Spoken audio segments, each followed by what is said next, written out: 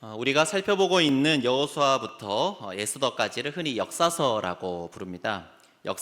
역사가 중심 줄기인 기록들이라고 해서 이제 역사서라고 부르는데요. 그런데 우리가 역사 기록을 접할 때 염두에 두어야 할 것이 하나 있습니다. 우리가 접하는 역사 기록은 역사를 기록하는 사람, 즉 사관에 의해서 취사 선택된 기록이라고 하는 것입니다. 많은 역사적 사건들이 있는데 그 사건들 중에서 사관이 당대와 후대에 특별한 의미가 있겠다 여긴 그런 사건들을 자기 나름의 관점으로 기록으로 남긴 것이기 때문에 그 역사 기록이 당대의 모든 사건을 빠짐없이 기록한 그런 사건 모음집일 수는 없는 노릇이죠. 그래서 우리는 어떤 역사 기록을 읽을 때 그 역사를 기록한 사람이 어떤 점에서 그 사건을 의미 있다 여겨 기록으로 남겼는지 그 역사적 관점을 파악하기 위해 노력할 필요가 있습니다. 성경에 기록된 역사적 사건들도 마찬가지인데요. 성경에 기록된 사건들을 접할 때 성경 기자가 왜 이 사건을 특별하다 여겨 기록으로 남겼는지, 그리고 그 사건을 통해 당대와 후대에 어떤 메시지를 남기고 싶었는지를 염두에 두고 성경을 읽어볼 필요가 있는 거죠. 이른바 저자의 관점에 따라서 성경을 읽어볼 필요가 있는 것입니다. 오늘 본문인 여호수아 7장과 또 이번 주 우리가 하게 될 ABC 본문인 여호수아 8장은요, 이스라엘 백성들의 아이성 공략에 대해서 기록하고 있는 장들인데요. 사실 일반 역사가들의 눈으로 볼 때 아이성 공략 사건은 다른 사건들에 비해 중요도가 높은 사건이지는 않을 겁니다. 왜냐하면 이스라엘 백성들이 공략한 성 중에서 아이성은 그렇게 큰 성도 아니고요, 견고한 성도 아니기 때문입니다. 사실 아이성은 그 아이성 자체로 의미가 있다기보다는요, 베델이라고 하는 성의 전초기지 또는 위성성읍 정도에 해당하는 그런 성이었습니다. 베델과 아이가 한 1.5km 정도 떨어진 위치에 있었거든요. 적군이 쳐들어올 때 먼저 위성성읍에 해당하는 아이성에서 적군을 1차 저지하고 있으면 본성읍인 베델성에서 전투태세를 갖추도록 하기 위해서 여리고에서 베델로 올라오는 그 길목에 이제 아이성을 쌓아두었던 것입니다. 우리로 치자면 일산 사시는 분들 이런 분들 죄송합니다만 북한이 밀고 내려올 때 파주 이렇게 일산 이쪽에서 막 그 물건들 아파트 무너뜨리고 이런 거 도로 막아가지고 밀고 내려오지 못하도록 한 사이에 서울에서 준비 태세를 갖추고 밀고 올라가려고 하는 이런 작전과 비슷하다고 생각하면 좋겠습니다. 실제로 이번 주 ABC, 이제 우리가 해야 될 ABC 본문인 8장을 보시면요, 여호수아가 이끄는 이스라엘군이 아이성만을 공략한 것이 아니라 베델성을 함께 공략하는 모습을 8장에서 발견할 수 있거든요. 8장에 그런 모습이 나오는지 안 나오는지 이번 한 주간 8장 ABC 하시면서 잘 발견해 보시기를 바랍니다. 만약 전략적 가치나 중요도를 기준으로 역사를 기록했다면 위성성읍에 해당하는 아이성 공략보다는 주성읍에 해당하는 베델성 공략 쪽에 더 포커싱을 두고 기록을 했을 겁니다. 그런데 여호수아서 기자는 베델성 공략에 대해서는 거의 언급하지 않고 무려 2장에 걸쳐 아이성 공략 이야기를 하고 있더라 말이죠. 심지어 가나안의 관문 도시로서 이스라엘이 처음으로 공략한 여리고성 전투도 물론 정탐했던 내용까지 포함하면 상당히 2장부터 나오니까 길게 기록되었다 할 수 있겠습니다만 전투만 한정 지으면요 6장 한 장에 27절 정도를 할애해서 여리고성 전투를 기록을 하고 있습니다. 그런데 그보다 훨씬 작은 성에 해당하는 아이성 공략 이야기를 2장 분량, 절수로 치면은 7장에 26절, 8장에 29절, 도합 55절을 할애해서 아이성 전투 이야기를 기록하고 있더라 말이죠. 여러분 직관적인 분량으로만 쳐도 여리고성 전투보다 무려 2배 가까운 분량을 할애해서 아이성 전투 이야기를 기록하고 있습니다. 여러분 여호수아서 전체를 보더라도 한 성읍을 공략하는 내용을 2장에 걸쳐서 기록하고 있는 유일한 성이 바로 아이성입니다. 그만큼 여호수아 기자가 아이성 공략 사건을 그 어떤 사건보다도 중요하게 생각하고 있다라고 하는 것을 이 분량을 통해서 어느 정도 우리가 짐작해 볼 수 있죠. 자, 그렇다면 왜 여호수아 기자는 베델성의 위성성읍 정도에 불과한 아주 작은 성인 아이성 공략 이야기를 이토록 중요하게 다루고 있는 것일까요? 그것은 바로 아이성 전투 이야기야말로 가나안 정복 전쟁의 본질이 무엇인지를 아주 분명하게 보여주는 중요한 사례이기 때문입니다. 6장에서 여리고성을 정복한 여호수아와 이스라엘 백성들이 이제 가나안의 관문 도시인 여리고를 통과하면 가나안 땅으로 들어갈 수 있는 길이 열리거든요. 북쪽으로도 갈 수 있고 또 남쪽으로도 갈 수 있는데 어디로 선택했냐면 남쪽으로 가기보다는 북쪽으로 올라가는 길을 선택을 합니다. 그러면 북쪽 올라가는 성 중에서 중요한 성, 공략해야 될 중요한 성이 바로 베델성이거든요. 그런데 그 베델성을 공략하기 위해서는 어디를 거쳐 지나가야 되는 겁니까? 아이성을 거쳐 지나가야 하는 겁니다. 만약 아이성을 두고 베델성을 먼저 공략하러 들어가면 어떻게 되냐면 아이성에 있는 군사들이 나와서 이스라엘 백성 배후를 칠 위험이 있지요. 그러니까 어디부터 공략을 먼저 하고 올라갔어야 되냐면 아이성을 먼저 공략하고 올라갔어야 하기 때문에 이제 아이성을 공략할 목적을 가지고 정탐꾼들을 보내는데요. 그 내용이 오늘 본문 2절 3절에 기록되어 있죠. 우리 함께 오늘 본문 2절 3절 말씀을 읽어보도록 하겠습니다. 2절 3절입니다. 시작. 여호수아가 여리고에서 사람을 베델 동쪽 베다웬 곁에 있는 아이로 보내며 그들에게 말하여 이르되 올라가서 그 땅을 정탐하라 하매 그 사람들이 올라가서 아이를 정탐하고 여호수아에게로 돌아와 그에게 이르되 백성을 다 올라가게 하지 말고 2~3천 명만 올라가서 아이를 치게 하소서. 그들은 소수이니 모든 백성을 그리로 보내어 수고롭게 하지 마소서 하므로. 여러분 말씀드렸던 것처럼요, 아이성은 여리고성이나 베델성에 비해서 아주 작은 성읍에 해당했기 때문에 아이성 정탐한 정탐꾼들이 뭐라고 보고를 합니까? 다 올라갈 필요 없습니다. 그냥 2~3천 명 정도만 보내도 충분히 공략 가능한 성입니다. 이렇게 보고를 합니다. 제가 지난주에 여리고성 전투 이야기하면서 고고학적 발굴에 따르면 여리고성에 몇 명 정도의 인원이 살았을 거라고 말씀드렸나요? 500명에서 600명 정도의 인원이 살았을 것이다. 주민들이 살았을 것이다 말씀을 드렸잖아요. 그것과 비교해 보면 아이성에 살았던 사람들의 숫자는 제가 생각했을 때 100명을 넘지 않았을 것으로 보입니다. 작은 성에 불과했을 겁니다. 여러분 그러면요, 보통 이제 공성전을 칠 때 그 성에 거주하고 있는 그 성을 지키는 사람들보다 4배에서 5배를 보내는 게 정석입니다. 100명 거주하고 있으면 4~500명 정도 보내서 공략을 해야 되고 1000명 군사가 지키고 있으면 4~5천 명의 군사를 보내야 돼요. 왜냐하면 성 밑에서 공격에 들어가는 게 성 위에서 방어하는 것보다는 어렵기 때문에 적어도 4배에서 5배 정도의 인원이 필요합니다. 여러분 근데 그 단순 계산해 보면 3,000명 정도로 보낸다고 하면요, 사실 엄청난 숫자를 보낸 겁니다. 그러니까 얼마든지 아이성 정도는 3,000명 정도 보내면 공략 가능하겠다라고 하는 인간적인 계산이 나왔던 거죠. 그런데 이 정탐 보고가 여리고성 정탐 보고와 비교했을 때 얼마나 큰 차이를 보이는 정탐 보고인지를 우리가 좀 비교해 볼 수 있거든요. 여리고성 정탐 보고 결론이 무엇이었냐면 하나님이 주어였습니다. 하나님께서 이 성을 우리에게 주셨기 때문에 그 땅 백성 주민들의 간담이 녹아내렸다. 이것이 정탐 보고였거든요. 하나님께서 이미 행하셨고 하나님께서 행할 것이기 때문에 여리고성을 정복할 수 있다. 이것이 여리고성 정탐 보고의 결론이었단 말이죠. 그런데 아이성에 대한 정탐 보고는 우리 중 소수만 올라가도 얼마든지 정복할 수 있습니다. 이게 정탐 보고였어요. 이는 군대의 규모나 군사력을 기준으로 내린 그런 결론이지요. 여리고성에서 거둔 승리가 이스라엘 백성들의 힘으로 이룬 승리가 아님에도 불구하고 여호수아와 이스라엘 백성들은 여리고성 정복 이후에 어깨가 한껏 올라가서 얼마든지 자신들의 힘으로 아이성을 정복할 수 있을 것 같은 착각에 빠지고 만 것입니다. 큰 승리 이후에 무엇이 찾아온 것이냐? 영적 방심, 영적 오만이 찾아온 것입니다. 그렇게 영적 방심과 오만에 사로잡힌 여호수아와 이스라엘 백성들은 정탐꾼들이 들려준 보고에 따라서 이제 군사를 보내는데요. 그 내용이 4절 5절 말씀, 그리고 그 결과가 어땠는지도 4절 5절 말씀에 기록되는데 우리 함께 4절 5절 말씀을 한 목소리를 읽어보도록 하겠습니다. 시작. 백성 중 3,000명쯤 그리로 올라갔다가 아이 사람 앞에서 도망하니 아이 사람이 그들을 36명쯤 쳐 죽이고 성문 앞에서부터 스바림까지 쫓아가 내려가는 비탈에서 졌으므로 백성의 마음이 녹아 물같이 된지라. 자, 기껏해야 100명 남짓 정도가 주둔하고 있을 법한 작은 성을 치러 3,000명이나 되는 군사가 올라갔는데요.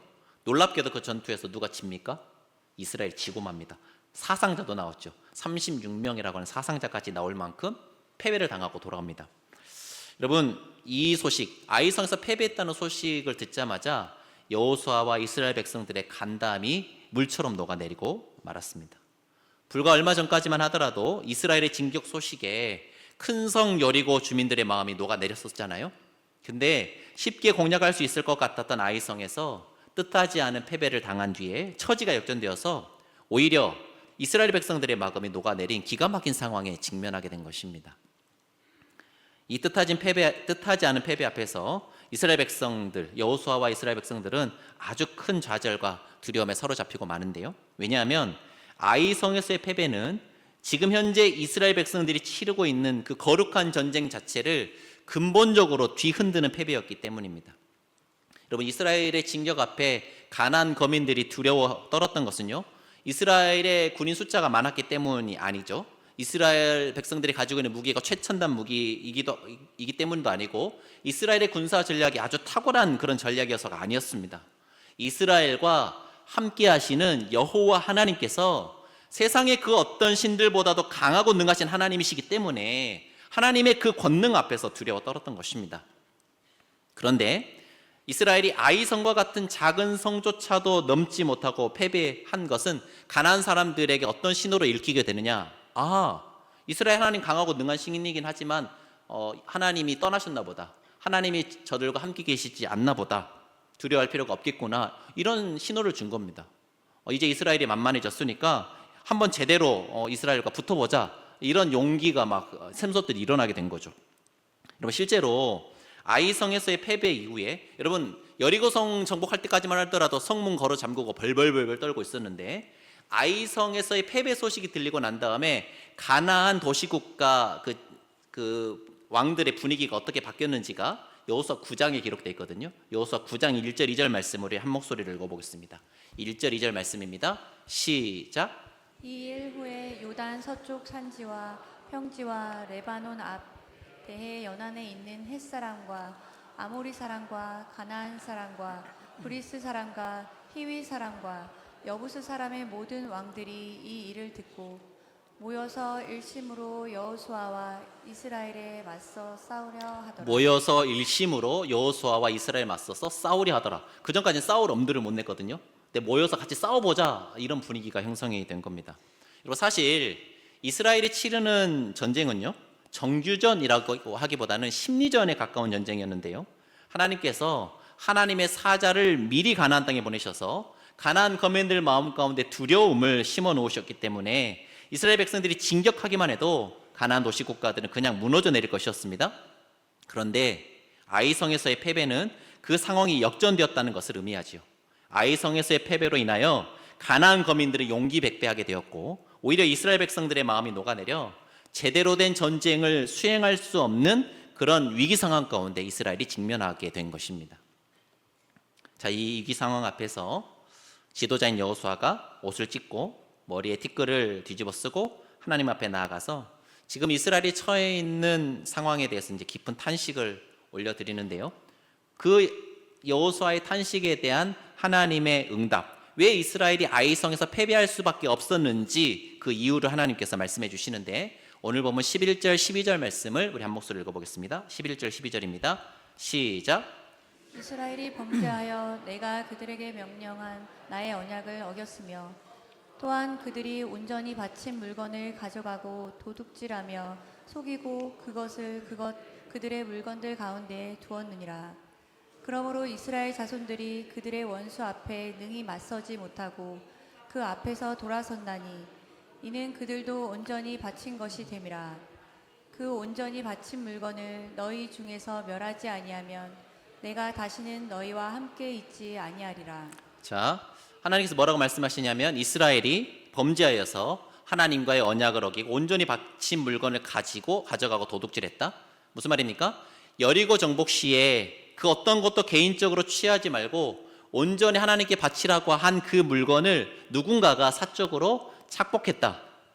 근데 그것이 하나님 앞에 큰 죄이기 때문에 하나님이 이스라엘과 함께 하실 수가 없고, 그러니 이스라엘이 하나님이 함께 하시지 않는 이스라엘은 전쟁에서 승리를 거둘 수 없을 것이다 라고 청천벽력 같은 선언을 하나님이 하신 것입니다.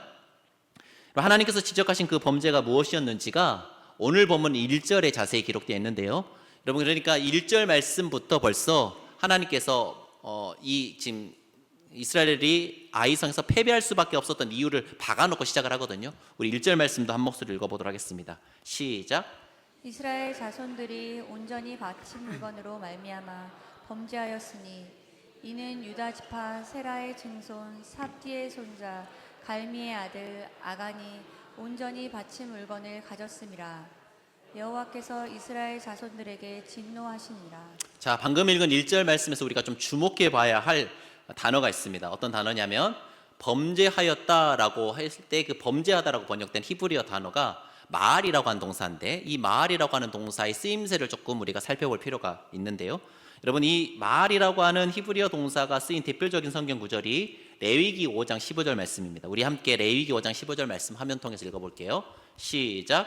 누구든지 여호와의 성물에 대하여 부지 중에 범죄하였으면 여호와께 속건제를 드리되 내가 지정한 가치를 따라 성소의 세겔로 몇 세겔 은에 상당한 흠없는 순양을 양떼 중에서 끌어다가 속건제로 드려서. 자, 방금 읽은 말씀 중에서 여호와의 성물에 대하여 범죄하였다 할 때 이 범죄하다가 오늘 보면 7장 1절에 쓰인 그 같은 동사 마알이라고 하는 동사를 사용하고 있습니다.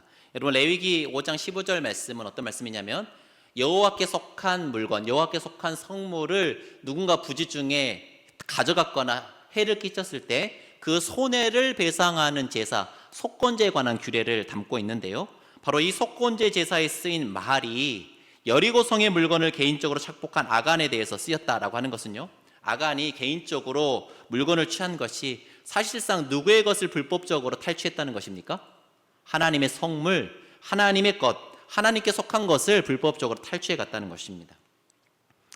자, 여러분, 이것을 통해서 우리가 알 수 있는 것이 하나 있습니다. 지금 이스라엘이 전쟁을 통해 획득하고자 하는 가나안 땅은 그 자체로 누구의 성물이라는 것입니까? 하나님의 성물, 하나님께 속한 하나님의 성물이라는 것입니다. 여러분, 가나안 땅이 하나님께 속한 하나님의 성물이라고 하는 것은 가나안 땅이 어떤 땅이 아니다라는 말이기도 하냐면요, 사익 추구를 위한, 개인적인 이익을 얻기 위한 그런 땅이 아니라는 것입니다. 가나안 땅은 철저하게 그 땅의 주인이신 하나님의 거룩한 뜻, 즉 공적 가치가 실현되어야 하는 땅이다라고 하는 의미가 이 마알이라고 하는 동사에 담기는 거죠. 여호와의 성물로 구별된 가나안 땅인 것입니다. 가나안 땅이 바로 그런 땅, 즉 공적 가치가 실현되어야 하는 땅이기 때문에 가나안 땅을 얻기 위한 전쟁, 가나안 정복 전쟁은 반드시 어떤 전쟁이어야 하냐면 이 세상 다른 어떤 전쟁들과는 다른 거룩한 전쟁이어야 했습니다. 여러분, 이 세상 모든 전쟁들은 다 사익 추구를 위한 전쟁입니다. 개인적인 욕심을 채우기 위한 전쟁인 거죠. 전쟁에 이런저런 명분을 붙입니다만은 기본적으로 전쟁은 남의 것을 빼앗아서 내 것으로 삼겠다는 탐욕에서 비롯되는 것이죠. 내 것을 무한 확장하겠다는 그 탐욕이 지금도 계속해서 이 땅에 수많은 전쟁을 일으키고 있고, 전쟁의 불이 계속 타오르게 만드는 기름 역할을 그 탐욕이 하더라 말입니다. 탐욕이 없으면 전쟁이 일어나지 않을 것입니다. 모두가 자기 것에 만족하면 전쟁이 일어나지 않겠죠. 남의 것이 탐나니까 전쟁을 일으키는 것입니다. 하지만 하나님께서 주도하시는 가나안 정복 전쟁은 개인적인 탐욕을 채우기 위한 사익 추구 전쟁일 수 없고, 그런 전쟁이어서도 안 되었습니다. 개인의 탐욕을 채우기 위해 가나안 땅 수많은 사람들을 고통으로 몰아넣고 있던 가나안 도시국가 지배층들을 몰아내고 모든 사람이 인간다운 권리를 누리며 살아가는 세상, 곧 공의와 정의의 세상을 이루기 위한 전쟁이 바로 가나안 정복 전쟁이었던 것이죠. 가나안 정복 전쟁이 바로 그런 전쟁, 곧 하나님 나라의 원리인 공의와 정의를 이루기 위한 공적 전쟁이라는 사실을 천명한 것이 어디냐? 바로 여리고성인 겁니다. 여리고성 자체를 하나님께 온전히 바치고 거기서 개인적인 이득을 취하지 못하게 함으로 말미암아 가나안 정복 전쟁은 사익 추구를 위한 전쟁이 아니라고 한 사실을 분명하게 천명한 것입니다. 그렇기 때문에 아간이 바로 그 여리고성에서 개인적으로 물건을 착복한 것은 단순 절도 정도의 범죄이지 않은 겁니다. 아간이 저지른 범죄는 공적 가치 실현을 위한 거룩한 전쟁이어야 할 가나안 정복 전쟁을 세상에 존재하는 다른 모든 전쟁들과 다를 바 없게 만드는 그런 범죄였습니다. 지금 이스라엘이 정복에 들어가는 가나안 도시 국가들은 어떻게 세워진 나라들이냐면 다 그런 전쟁 통해서 세워진 나라들입니다. 개인적 이익을 추구하는, 개인적 욕심을 채우기 위한 전쟁을 일으켰고, 그 중에 힘이 센 사람이 왕이 되어서 가나안 도시 국가들, 세상의 모든 국가들이 다 그렇게 이루어졌더라 말이에요. 그런데 그 가나안 도시 국가, 그렇게 해서 자신의 개인적인 욕심을 채우기 위해 수많은 사람들을 고통으로 밀어넣고 있는 그 가나안 도시국가 지배층들을 몰아내기 위해서 하나님께서 이스라엘 백성들을 심판의 도구로 부르셔서 전쟁을 치르고 계시는 중에 있는데 말입니다. 그런데 아간의 범죄는 이스라엘을 그런 나라들과 하등 다를 바 없는 나라로 만들어버리는 그런 범죄였습니다. 하나님 나라 거룩한 백성으로서의 그 정체성 자체를 뒤흔드는, 그 부르심 자체를 전면 무효화시키는 그런 중범죄가 바로 아간의 범죄였던 것이죠. 그래서 하나님은 거룩한 백성이어야 할 이스라엘 진영에서 이 범죄를 뿌리 뽑으셔야 했습니다. 만약 아간의 범죄를 징치하지 않고 그대로 내버려 둔다면요, 앞으로 이스라엘이 치르는 전쟁, 어떤 전쟁 되겠습니까? 다 개인적인 이득을 얻기 위한 그런 전쟁으로 전락하고 말 것입니다. 여러분, 아간이 오늘 보시면 시날산 외투 가졌다 돼 있는데 바빌론산 아주 비싼 명품 옷을 이야기합니다. 우리로 치자면요, 요즘으로 치자면요, 거기에 막 은금 챙기고 그랬잖아요. 아간과 그 가족이 챙겼습니다. 그러면 아간 옆집에 있는 사람 챙기고 싶을까, 안 챙기고 싶을까요? 당연히 챙기고 싶지요. 그 옆에 있는 사람도 챙기고 싶고, 이스라엘 백성들 사이에 그 탐욕이 퍼져가면요, 이스라엘이 치르는 전쟁은 더 이상 거룩한 전쟁일 수 없는 거예요. 이 세상 모든 다른 전쟁들과 동일한 개인적 욕심을 채우기 위한 탐욕스러운 전쟁으로 전락하고 말 것입니다. 그래서요, 그 아간의 범죄를 하나님이 징치하셔야 했습니다. 그런데 어떻게 징치할 것인지에 대한 말씀이 14절 15절에 나오고요, 오늘 우리가 읽지 않은 후바무 16절에서 27절 단락에 그것을 시행한 장면이 기록되어 있습니다.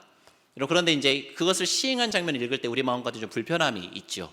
아간과 그 가족 전체를 돌로 쳐 죽이고 불사르는 이런 장면이 우리가 읽기에는 부담스럽고 불편한 장면이기 때문에 오늘 설교의 메인스트림이진 않습니다만은 잠깐 설명하고 지나가도록 하겠습니다. 잘 아시는 대로 아간의 범죄를 드러내기 위해서 하나님께서 선택하신 방법이 제비뽑기 방식이었습니다.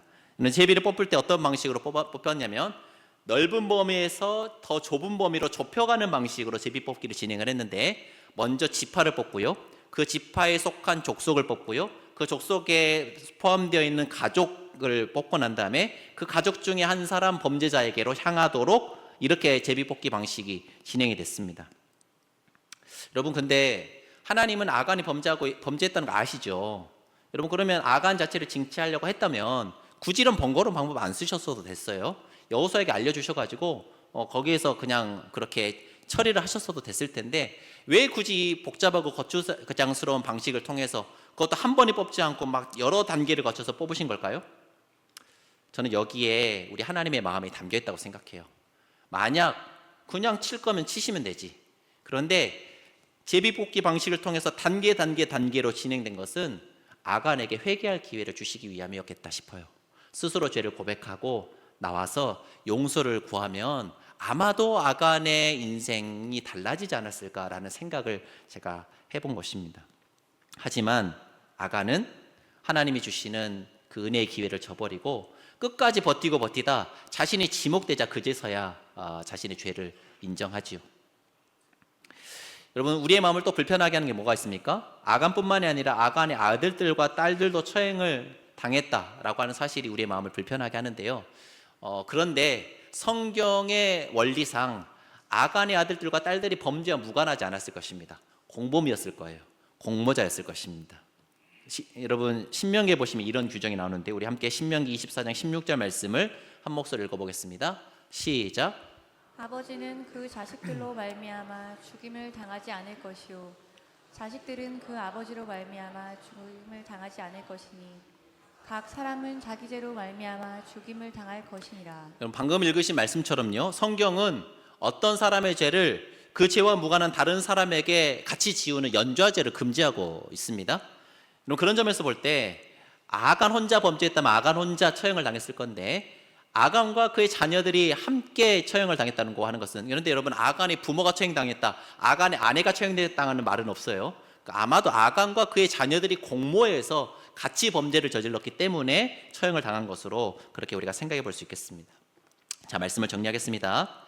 여호수아서 기자가 아이성 공략에 관한 기사를 2장에 걸쳐 길게 기록하고 있는 이유는 아이성 전투가 가나안 정복 전쟁의 본질을 아주 분명하게 드러내 보여주는 그런 전투이기 때문입니다. 여러분, 그래서요, 오늘 설교 제목을 제가 뭐라고 정하는지 아십니까? 아이성 전투, 거룩한 전쟁의 본질을 드러내다, 이렇게 제가 설교 제목을 잡은 겁니다. 아간의 범죄로 말미암아 이스라엘이 아이 공략에 실패한 이야기는 가나안 정복 전쟁이 사적 이익을 위한 전쟁이 아니라 공적 가치를 실행하기 위한 거룩한 전쟁이라는 사실을 아주 분명하게 드러내 보여주는 이야기이기 때문에 여호수아서 기자가 아주 특별히 공을 쏟아 긴 분량을 할애해서 기록으로 남긴 것이죠. 사랑하는 성도 여러분, 가나안 정복 전쟁이 사적 이익을 위한 전쟁이 아니라 하나님의 거룩한 뜻을 이루기 위한 그런 전쟁이라고 한다면요, 그 전쟁은 여호수아 시대로 끝나는 그런 전쟁일 수 없는 것입니다. 그 전쟁은 하나님의 군대요, 그리스도의 군사로 부름받은 우리 그리스도인들에게도 동일하게 주어진 전쟁인 것입니다. 지금도 계속되고 있는 전쟁인 것이죠. 우리가 살아가고 있는 이 세상은 사적 이익을 추구하는 사람들로 가득 찬 세상입니다. 여러분, 사람들이 인생을 살아가는 목적이 무엇인 것 같습니까? 공공의 유익을 위해서 살아가는 소수의 사람들이 있긴 있습니다만 대다수 사람들은 개인의 이익을 극대화하기 위해서 아등바등거리며 그렇게 살아가고 있더라 말이죠. 여러분, 세상에서 통용되는 최고의 가치가 무엇인 것 같습니까? 대부분의 사람들이 무엇을 위해 살아가고 있는 것 같습니까? 돈을 많이 벌기 위해 살아가고 있습니다. 여러분, 우리 아이들이 입시 전쟁에 치르면서 막 아등바등 그러고 있는 이유가 무엇입니까? 좋은 대학 가라는 거잖아요. 좋은 대학은 어떤 대학을 말합니까? 앞으로 돈을 많이 버는 직장을 얻을 수 있는 학교와 학과가 좋은 학교의 좋은 학과인 거죠. 거기를 진학하기 위해서 아등바등 거리는 거 아닙니까? 그리고 우리는 그토록 아이들에게 공부해라 그러고 있는 겁니다. 요즘 청년들이 그토록 많이 좌절하고 낭망하고 있는 이유가 무엇입니까?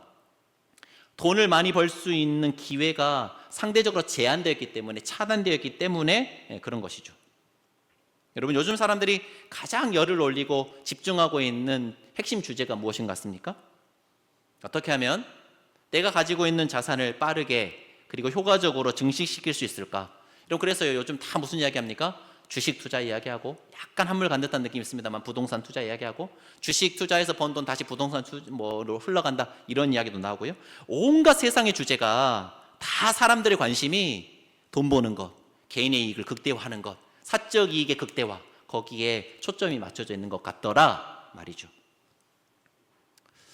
물론 그런 주제들이 중요하지 않다는 것은 아닙니다. 인생을 살아가면서 나 자신의 만족과 행복을 위해 살아가는 것이 반드시 나쁜 것은 아니죠. 그렇게 살아가는 것 긍정적인 것입니다. 하지만 우리는 나 자신의 이익을 위해서만 살아가라고 부름받은 그런 존재들이 아닙니다. 하나님께서 우리를 당신의 백성으로 부르신 것은 하나님의 거룩한 뜻, 그 공적인 가치를 이 땅 가운데 세워나가고 실현해가는 그 복된 사명으로 우리를 부르신 것입니다. 사랑하는 성도 여러분, 여러분의 인생의 목적은 무엇입니까? 그런 거 생각하기에는 너무 시간이 많이 지나버렸나요? 여러분은 하루하루 무엇을 위해 살아가고 계십니까? 너무 바빠서 그런 거 생각 못하고 살아가고 계시나요? 최근 여러분의 가장 큰 관심사는 무엇입니까? 여러분, 무엇에 여러분의 시간과 물질을 가장 많이 사용하고 계십니까? 우리 주님은 우리가 마땅히 구해야 할 것, 우리가 추구해야 할 인생의 목적이 무엇인지를 아주 분명하게 말씀해 주셨는데요. 산상설교의 주제 말씀이기도 하고, 제가 개인적으로 생각할 때 성경 전체의 주제 말씀이라고 생각되는 마태복음 6장 33절 말씀 우리 마지막으로 읽고 설교를 마무리하도록 하겠습니다. 6장 33절입니다. 시작. 그런즉 너희는 먼저 그의 나라와 그의 의를 구하라. 그리하면 이 모든 것을 너희에게 더하시리라. 우리 주님은 우리가 마땅히 구할 것, 곧 우리 인생의 목적이 내 개인의 이익과 만족이 아니라 하나님의 나라, 하나님의 의를 구하고 찾는 것이다, 분명하게 말씀해 주셨습니다. 여러분, 하나님께서 우리를 부르실 때요, 내 개인의 만족과 내 개인의 이익, 그 좁은 바운더리 안에서 아등바등거리며 살아가는 그런 수준 낮은 인생으로 부르시지 않았다는 거예요. 하나님의 나라와 하나님의 의를 구하고 찾는 하나님 차원의 높은 수준의 삶을 살아가도록 우리를 하나님의 백성으로, 하나님의 자녀로 불러주신 것입니다. 사랑하는 성도 여러분, 오늘 이 예배의 자리를 떠나 한 주간 주어진 일상을 살아갈 때 그 일상의 자리가 하나님의 나라가 이루어져야 할 하나님의 땅이라는 사실을 분명히 마음에 새기실 수 있기를 바랍니다. 그래서 우리에게 맡겨주신 그 귀한 일상의 자리에서 행하는 모든 일들이 내 개인의 이익과 만족을 위한 그런 일들 넘어서서 하나님의 나라와 의를 위한 일, 사적 추구로 가득한 이 땅 가운데 하나님의 거룩한 뜻, 그 공적 가치를 실현해 나가는 귀하고 복된 일들이 될 수 있기를 주님의 이름으로 간절히 축원합니다. 우리 말씀 생각하시면서 찬양하실 때 거룩한 땅에라고 하는 찬양, 제가 굉장히 좋아하는 찬양이고 제가 선교지 나갈 때마다 부르는 찬양인데요, 이번 캄보디아 가서도 부를 겁니다. 가사 한번 띄워주시겠습니까? 여러분, 제가 선교지 나가서 이 찬양을 부를 때 뭉클한 이유가 있습니다. 우상 숭배가 만연하고 하나님을 인정하지 않는 사람들이 많은 그 땅도 하나님이 뭐라고 말씀하시냐면 거룩한 땅이라고 말씀해 주시는 거예요. 왜냐하면 주님께서 그곳에 함께 계시기 때문에 그 땅이 거룩한 땅인 거죠. 2절 가사가 그렇습니다. 여러분, 그런데 선교지만 거룩한 땅입니까? 아닙니다. 우리가 살아가는 그 일상의 삶의 자리가 하나님께서 우리와 동행하시고 함께 하시는 거룩한 땅인 거죠. 하나님의 뜻이 이루어져야 할, 하나님의 통치가 이루어져야 할 거룩한 땅을 여러분이 발로 디디며 살아가고 계시는 것입니다. 2절 가사, 거룩한 손을 우리에게 주셨네, 우리의 손으로 주의 일 이루시네. 하나님께서 우리를 불러주신 이후 하나님의 그 일을 이루도록 하나님과 함께 동역하는 그 귀한 일 가운데 우리를 부르셨다는 사실 기억하시면서 결단하는 마음 담아 우리 거룩한 땅에 찬양하도록 하겠습니다.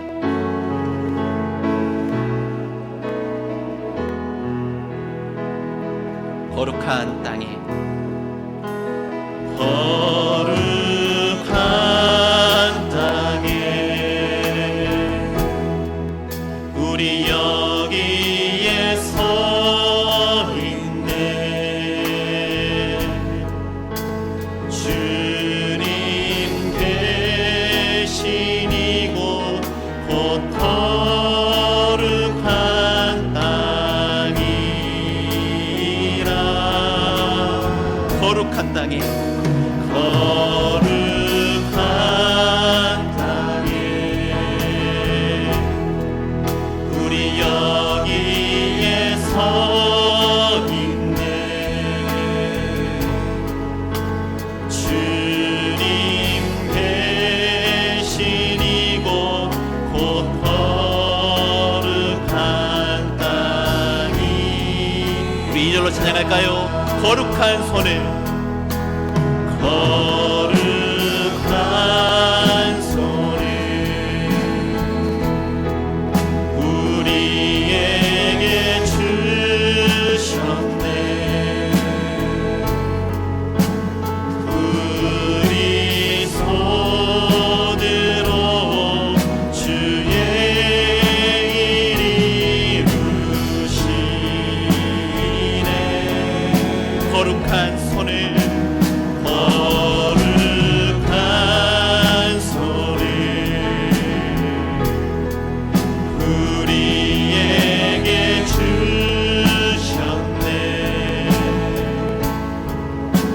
우리 손으로 주의 일 이루시.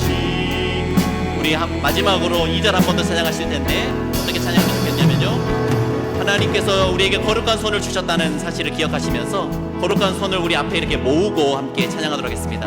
우리에게 이 손에 사명 담아주시고 하나님의 뜻을 담아주실 터인데, 하나님 이 손으로 거룩한 일 이루어가는 우리 모두가 되게 해달라고 결단의 마음 담아서 거룩한 손을 우리에게 주시네 찬양합시다.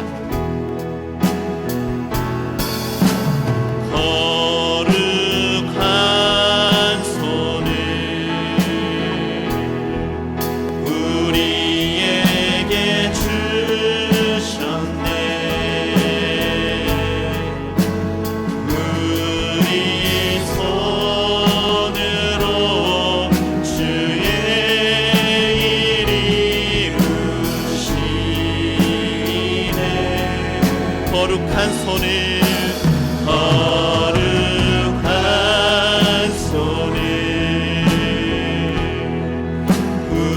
우리에게 주셨네.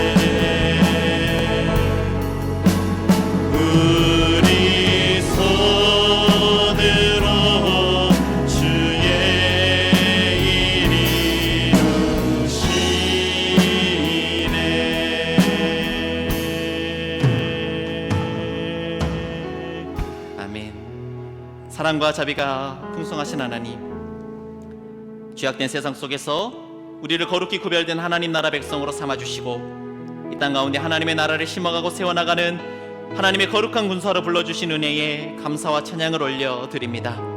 우리가 밟고 있는 이 땅, 우리가 살아가는 그 일상의 자리가 하나님께서 다스리시는 거룩한 땅임을 믿음으로 선포합니다. 그 일상의 자리에서 하나님의 나라와 의를 이루어가도록 우리를 주의 거룩한 손과 발로 부르셨다는 사실을 늘 기억하며 모든 일을 대할 때, 모든 사람을 대할 때 주께 하듯 할 수 있는 거룩한 주의 백성들이 다 되게 하여 주옵소서. 그래 모든 사람이 다 개인의 이익과 만족에 몰두하며 살아가는 이 세대 속에서 거룩히 구별된 삶을 살아감으로 말미암아 이 어두운 세상을 하나님의 거룩한 빛으로 밝혀나가며 공의와 정의로 충만한 하나님 나라를 이 땅 가운데 이뤄나갈 수 있는 우리 모두가 되도록 이번 한 주간도 성령 충만으로 우리와 함께하여 주시고 동행하여 주옵소서. 감사와 찬양을 드리며 이제는 우리 주 예수 그리스도의 은혜와 아버지 하나님의 다함 없으신 사랑하심과 성령님의 감동 감화 위로 교통하심이 모든 사람이 개인의 이익과 만족을 극대화하기 위해 발버둥 치는 이 세대를 본받지 않고 우리를 부르신 그 거룩한 부르심 따라 주어진 일상의 자리에서 하나님의 나라와 의를 구하며 하나님의 거룩한 뜻을 이뤄나가는 주의 손과 발되어 살아갈 것을 결단하고 다짐하며 돌아가는 사랑하는 한강교회 성도님들 머리머리 위에와 그들의 가정과 일터와 사업장 위에 무엇보다 이 땅 가운데 공의와 정의로 가득한 하나님 나라를 세워나가는 일에 귀하게 쓰임받을 우리 한강교회 위에 이제로부터 영원까지 함께 하시기를 간절히 축원하옵나이다. 아멘.